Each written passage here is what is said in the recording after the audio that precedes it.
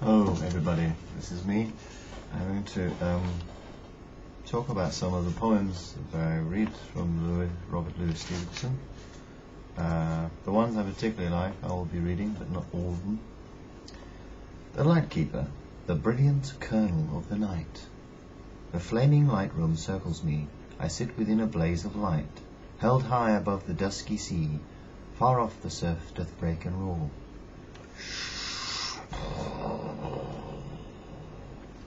Along bleak miles of moonlit shore. See, that part makes me think of a quiet night where you see the sort of frothy sea that sort of breaks up and churns itself against rocks. And sort of like caviar, it has a small shape of all the little parts that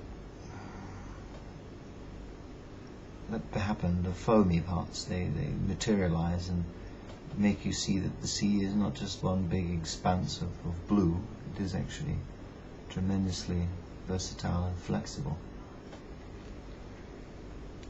A blaze of light. Well, being in the lighthouse, the light would be blazing away, and it would definitely blind you if you were standing at the top.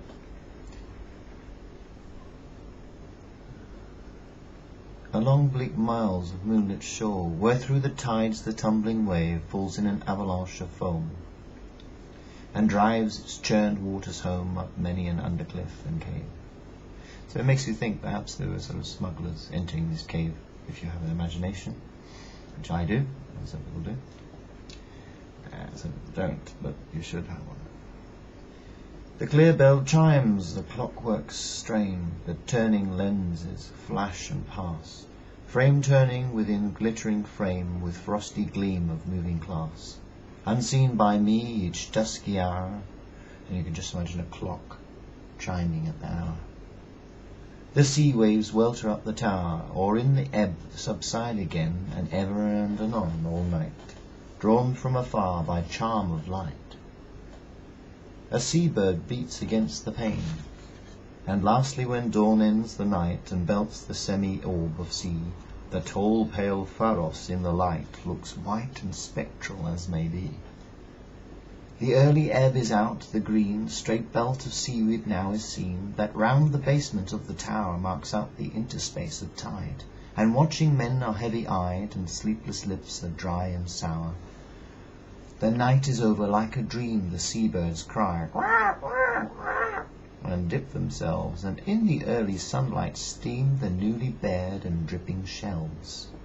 What shells would these be, I wonder? Good question. Shells, around whose verge the glassy wave with lisping wash is heard to lave, while on the white tower lifted high the circling lenses flash and pass, with yellow light in faded glass. This is indicatory about sort of the lighthouse being quite old and ancient. It makes also for a better poem if you have poems talking about the age and the sea and the wind and nature having its toll on the effect of man-made objects such as buildings and the erosion of stone, and the force of nature.